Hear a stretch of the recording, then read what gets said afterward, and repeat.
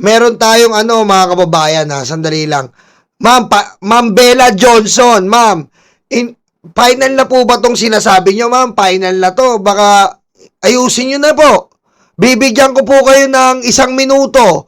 Ayusin nyo tong type nyo. Final na po to kasi baka mabara po kayo, umiyak kayo. Ha? Ano, ma'am? Final na po ba yan? Babasahin ko na, ma'am. In fairness sa aming mga kakamping, kami na lang ang lumalaban sa mga DDS maliban sa inyo. Hindi nga kayo makabuo ng malaking rally maliban sa amin. Pasalamat kayo. Final nyo na po ba yan, ma'am? Final nyo na po. Ha? Ma'am? Ma'am Bella, final nyo na po ba yan o babaguhin nyo pa? Sige nga, ma'am, final nyo na po ba yan, ma'am? Final nyo? Ano, final nyo na? Ha? Final nyo na, ma'am, kakamping? Kasi marami akong kaibigan na kakamping. Marami talaga. Ini-interview ko pa dito. Ano, final nyo na? Hindi nyo babaguhin? Ha? Hindi nyo babaguhin. Final na yan. Oh. Final na. Oh. Lumalaban kayo. Yung paglaban, madali yan.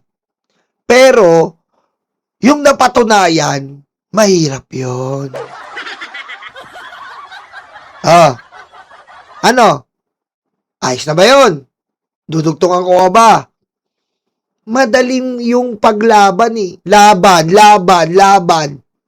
Eh yung paglaban mo, yung resulta ng paglaban, paano yun? Nga. Etong administrasyon, ha? Etong administrasyon, ha? Kung ikaw ay kakampik na sarado utak, mahirap yan. Marami akong kilalang kampik na hindi sarado utak. Si Palsis, si Lovely, si Joey, si Patty Bao.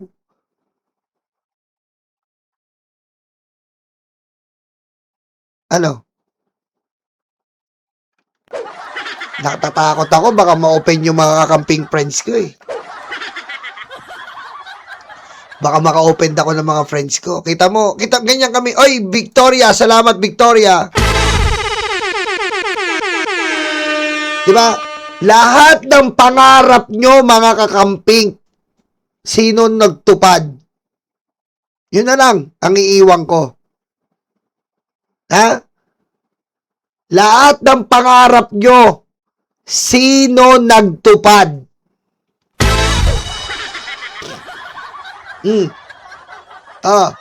Sino nagtupad? Pinakamaikling example. Arbitral ruling na pinanalo ng Dilawan. Very, very good. Pero, anong ginawa ni Duterte? Alam mo yung basurahan na yan? Shoot ko yan yung arbitral ruling na papel. Oh. Ano? Ba't hindi nyo niratrat si Digong? Diba? Yung arbitral ruling, papel lang daw yon. Sinut niya sa basurahan. Tapos sasabihin nyo, laban. Nilabanan nyo yung arbitral ruling Nilabanan nyo yung arbitral ruling. Nanalo. Lumabang kayo. Nasaan ang resulta? Tinapon ni Digong sa basurahan. Tama mali. Tama mali, mga kakamping. Sabi ko sa inyo i-final nyo yung salita nyo dito. Kasi pag nag-debunk tayo ng facts first, titiklop kayo. Sabi ko sa inyo, pag nag-debunk tayo ng facts first, titiklop kayo. Yung arbitral nyo na pinaglaban nyo ng matagal, sinut sa basurahan. Tama mali? Aray ko. Diba? Papel lang daw yan, sabi ni Digong. Etong arbitral ruling na to, papel lang to, putang inan to. Ginaganom niya pa, papel lang. to, putang inantong papel na shoot ko to sa basurahan. Aray ko. Oh! Lumabang kayo. Di ba? Laban yun eh. Laban ng dilaw. Laban ng kakamping. Anong ginawa? Shoot sa basurahan. Sabi ko sa inyo, ayusin nyo yung comment nyo eh. Kasi yung reactor dito, hindi lang pogi ito. Medyo may konting alam lang. Oh, anong ginawa ni BBM sa arbitral ruling? Kinilala ang arbitral ruling. Tama mali? Aray ko. Etong papel lang to. Tapong ko basura. Tapong ko to. Aray ko. Oh, yan ang sinasabi ko sa inyo. Salamat sa paglaban. Ha, salamat sa paglaban. Salamat. Pero dito tayo sa facts first. Ha? Dito tayo sa facts first. Hindi pwede dito invento. Hindi pwede dito yung fake hero. Kailangan kung sasabihin mong hero kayo, may patunay ka. Hindi, hero na ako sa tingin ko. Hero na kami. Asan? Kailangan may patunay ka bago ka tawaging hero. Aray ko. Kaya sinabi ko, i-final nyo eh. Kaya sabi ko, Bella, i-final mo yung comment mo eh. O, kita mo. Nanginig na yung kamay mo, hindi ka na makatype. Ay, sa'yo eh. Diba? Nanginig na yung kamay mo, hindi ka na makatype. Hindi mo na alam kung itatype mo ganyan yun. Hindi mo na matype kung ano itatype mo. Matatakot ka na kasi wala kang matype. Diba? Akala mo si Nyolo ganun-ganun lang na in an instant burado yung rebat sa'yo. Aray ko. Sapol. Diba? Ginibay. Isa palang sample kong yung giniba talaga buo, diba? Giniba na buo. Yun. Yun ang problema. Tayo, lumalaban tayo. Lalaban ka. Pero pag lalaban ka, iisipin mo yung resulta. Kung may resulta ba yung paglaban, parang pag-ibig, nilalaban mo siya, mahal kita, ipaglalaban kita. Ang pag-ibig ay sadyang ganyan. Dito po pwede, mahal kita. Hanggang dulot, di ba sabi mo, inukit ang pangalan sa puno ng mangga. Mga paliwanag mo'y di na Aray kailangan. ko. Ayoko na. Tama na to. Hindi na umbre yung lesson na to. Pagod na ako. Aray ko. Dati mong pag-ibig, wala akong pakialam. Ayoko na nga, pagod na ako eh. Aray ko. Diba? Nilalaban mo pero walang resulta yung pag-ibig. Nagpapakatanga ka lang. Aray ko. Diretso. Ito na po tayo sa mga guro. Mga guro, tayo ang numero unong kailangan na may utak. Shoutout sa mga gurong may intindi sa sentido. At shoutout din sa mga gurong nagpapaka-DDS na tonto. Aray ko. Huwag kayong magalit ha. Kasi, ang linaw-linaw eh. Ang linaw lang sinabi ni Yusik Claire. Hindi ko maintindihan itong mga gurong to. Kayo nagtuturo ng sentence sa mga bata. Di ba? Ano ang action word? Verb is an action word. Ano ang noun? Composed of names, things, and object. Aray ko. Di ba? Alam niyo yan eh. Pero sa salita ni Yusik Claire, hindi niyo naintindihan? At may mga gano'n na makababa ang ibang teacher natin na nagpapakatonto, di bobo? Aray ko. Oh, diretso. Officer Claire Castro na hindi niya sinisisi ang lahat ng guro sa nangyaring school shooting sa Zamboanga City, na out of context daw siya at ngayon naglapag ng mga resibo. Nasa frontline ng balitang yan, si Maricel Halili. Mukhang nagkakaroon po ng misconception, misinterpretation, misunderstanding sa ating nabanggit kahapon. Unang-una ay wala po tayong sinisisi na mga guro. Iyan ang paglilinaw ni Palace Press Officer Claire Castro sa gitna ng pambabatikos sa kanyang pahayag hinggil sa pamamaril sa isang universidad sa Zamboanga. Sabi kasi kahapon ni Yuse Castro, Minsan na po natin nakita mismo ang ibang mga guro Minsan na nating nakita mismo ang ibang mga guro. Himayin natin. Minsan nating nakita. Minsan. Minsan nating nakita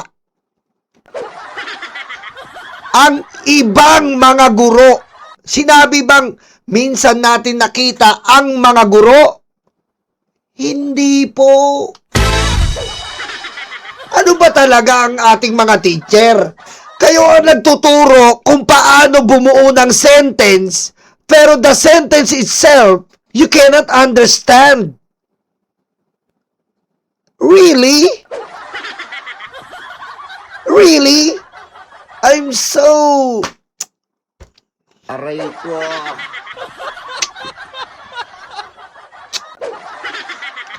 You know, I'm so frustrated right now to our beloved teachers because you are the one who teach them well and let them lead the way, but you cannot understand. Huh? You are the one who teach them well and let them lead the way. Aray ko. Just a man, let them lead the way. Show them all the future they possess inside. Give them a self of pride to make it easier. Let the children laughter remind enough. Ano ba tayo dito mga teacher? Nagpapakabobo na ba tayo? Hindi ba kayo nahihiya sa estudyante nyo? Ha? Ganun ba kayo kabobo yung mga nag-react na teacher dito? Bobo ba kayo? Aray ko. Ha? Bobo ba kayo? Sorry ha. Pusang ina. Ang linaw. O, ulitin ko o. Minsan na po natin nakita Minsan na po natin nakita. mismo Mismo. I-Englishin ko na. po ni Yuse Castro. Minsan na po natin nakita We have noticed. We have witnessed sometimes. Oh. We have witnessed sometimes. Alright? Mismo.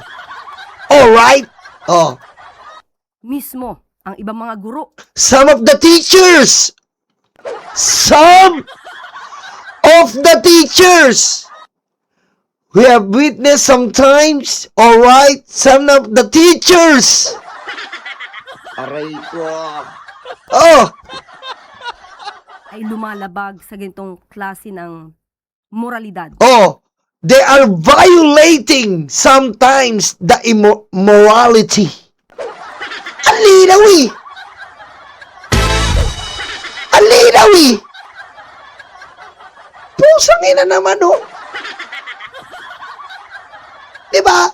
Ibang mga guro na minsan lumalabag sa immoralidad, sa moralidad.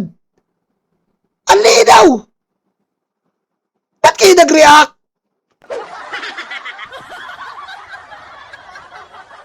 Tanga-tanga yung ibang teacher na to eh.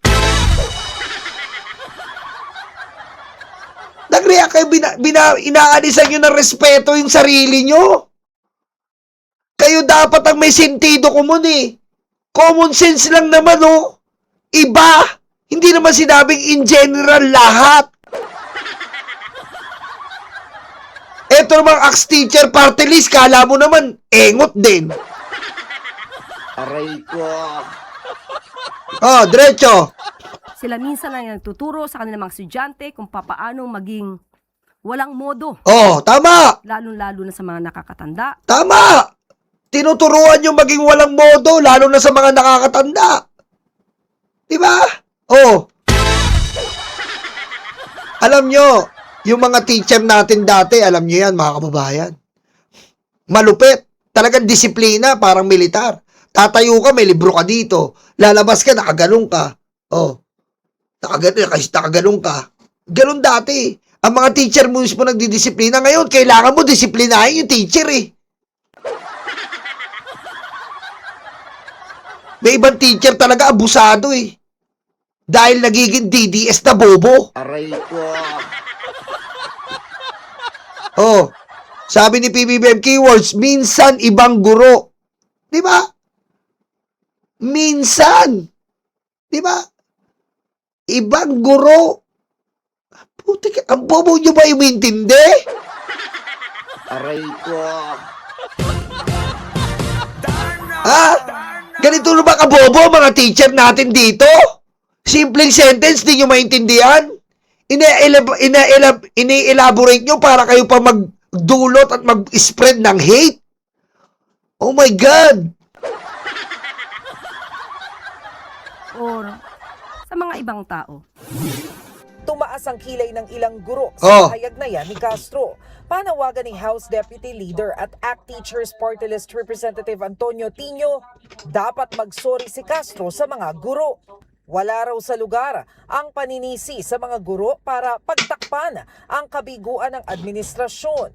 Pambabatikos daw ito sa dedikasyon. Anong kabiguan ng administrasyon yung Zamboanga? Paano naging kabiguan ng administrasyon yun? Kitang-kita mo naman, private na eskwelahan. Oh, plinano ng bata, ni livestream pa.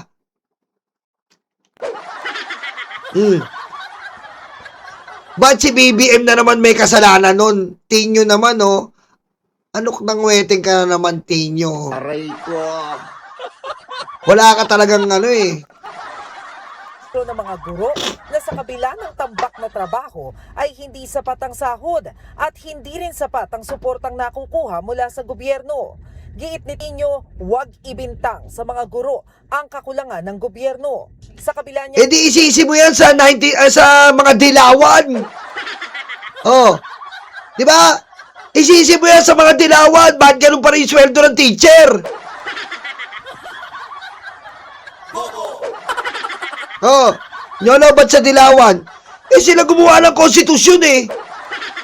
Sisi mo yan sa dilawan. Aray ko.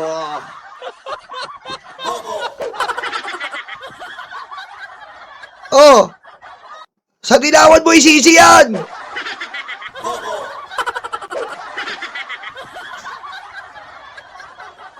Putik, tama sa Ridel. Yung teacher ang kailangan turuan ngayon, pusang ina naman buhay to. Yung teacher po ngayon ang tuturuan natin. Pusa naman talaga, oh.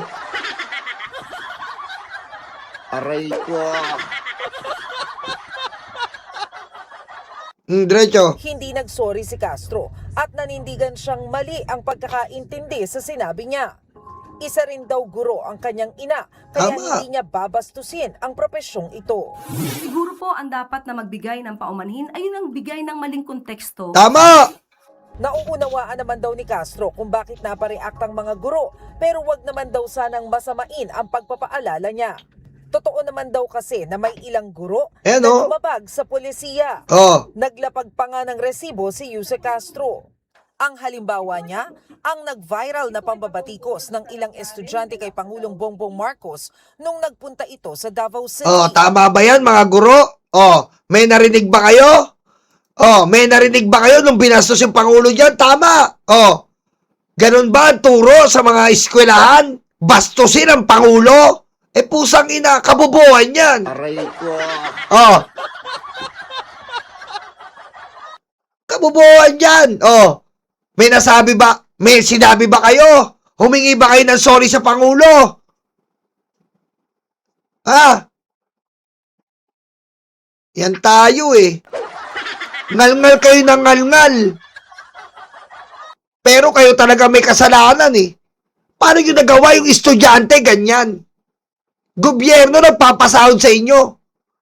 Binabastos nyo yung gobyerno? Sino may magkukulang dyan? Yung mga bata? Hindi, kayo! Putik. Kita nyo, nabastos yung Pangulo dyan. May sinabi ba kayo? Pusa. Oh. Tapos ngayon, ngangal-ngal kayo, mali pa pagkaintindi nyo, mga bobloks. Aray ko. O, eto pa, mga kababayan, o. Isama natin to. O, eto pa, tignan mo ginawa ng mga guro dito. Tama ba to? O. O, ayan. Anong klaseng teacher ba ito? Tingnan ninyo. Imbis na sawayin yung bata, di natin alam kung ginawa yan ng bata o tinuro niya lang sa bata. O. Kasi unnecessary na eh. Sa totoo lang, pwede naman sana niyang sabihin sa bata na mali yan, ano? Pero wala eh. Hindi ko alam kung anong goal niya, yung magturo sa bata o mang cloud chase. O. Ay nako. O, yan na yung mga teacher natin. Pusang ina, tama ba yan? Kaya sabi ni Yusik der, minsan ang ibang mga guro, sila pa ang sumisira ng moralidad. Oh, tama ba yan? Oh. Hinayaan mo, isulat niya yan.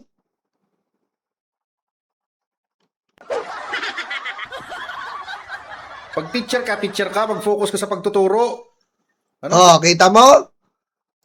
Mahirap sa inyo, ano kayo, sumasakay kayo sa mga DDS, kaya nagiging bobo ang ibang teacher. Aray ko. Ang bangag dito, yung mga Duterte na mga pusang inang yan. Bangag na Sara, bangag na Digong, bangag na Baste, bangag na Kitty, bangag na Pulong. Yan ang bangag. Bobong teacher to. Oh.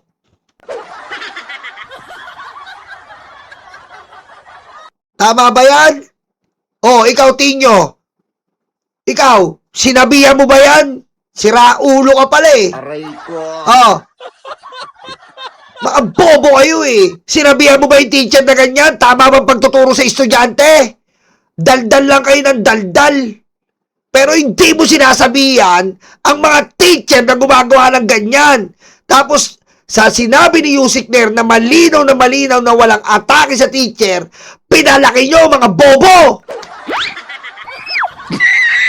Mo bang maging safe sa tamang tao? Ito ang dapat mong gawin. First step, second steps, helmet. Sabi nanay ko, hotdog, ang binili mo potlong, tapos nagreklamo nanay ko, nagalit ka? Diba? Bago kayo magturo ng magandang asal, ng magandang leksyon sa mga bata, ikaw, Tinyo, ayusin mo yung mga teacher mo. Aray ko. Oh. Ang bobobo nyo. Aray ko. Diba? Tapos, ang linaw-linaw, minsan, may mga guro na sumisira mismo ng imoralidad. Ibang guro. Mga bobo kayo. So, siguro tanungin na lang po natin ang ACT Party or ACT Teachers Party List. Sa ganitong naipakita natin, Sabihin na naman ni Christian Isguera, kinakampihan si Yusik Ler. Bobo ka kasi. Aray ko. Oh. Ang linaw-linaw, paano hindi mo kakampihan? Mali yung, mali yung naratibo, kabobohan. Aray ko. na nangyari na mga paglabag ng ibang mga guro. Hindi po lahat Hindi ko never kung sinabi na lahat. Ano po ba kaya ang nagawa nila para mas maiangat natin ang tamang kaugalian sa ating mga kabataan? Oh, diba? Anong ginawa nyo mga teacher? Oh, sinita nyo ba yung nagtuturo ng mali? Yung ibang teacher dyan na nag-react, sinita nyo ba? Na, oy, mali yan, madadami siyang ibang teacher na katulad namin dyan.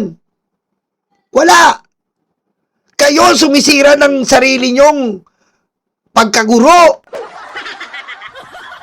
Aray ko. Putik, ang daming gurong matitino. Wala kayong ginawa kundi makipag-busy kayo yung ibang teacher sa TikTok. Aray ko. Kaya yung mga teacher dyan na nag-react kayo lang, yung mga teacher lang na nag-react kay Yusek Claire Castro, mga bobo kayo! Aray ko. Huwag na kayo magturo! Ha? Yung mga nag-react kay Yusek, huwag na kayo magturo! Aray ko. Simpleng sentence, di nyo maintindihan, bobo kayo! Oh, tapos magagalit yan. Eh, grabe magsalita to. Eh, putik, paano hindi kayo magagalit dito? Ang lino na sinabi, hindi nyo maintindihan. Kung yung teacher hindi maintindihan niya, paano pa estudyante? Aray ko.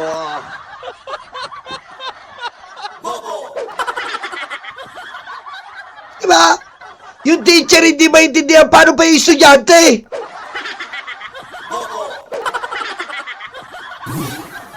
Nagbabalita mula sa Frontline, Maricel Halili, News 5. No, yan po ang aking auntie na pinakamamahal, ha?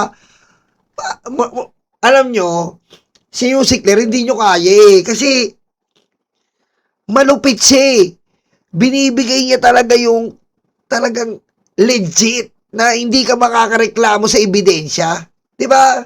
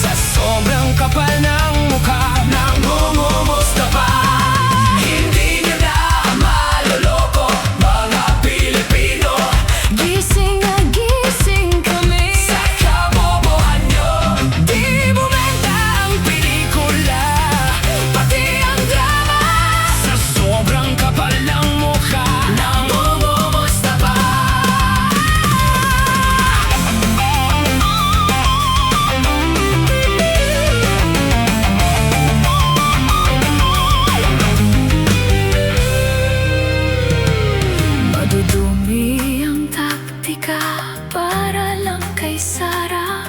Taong bayan hindi inisip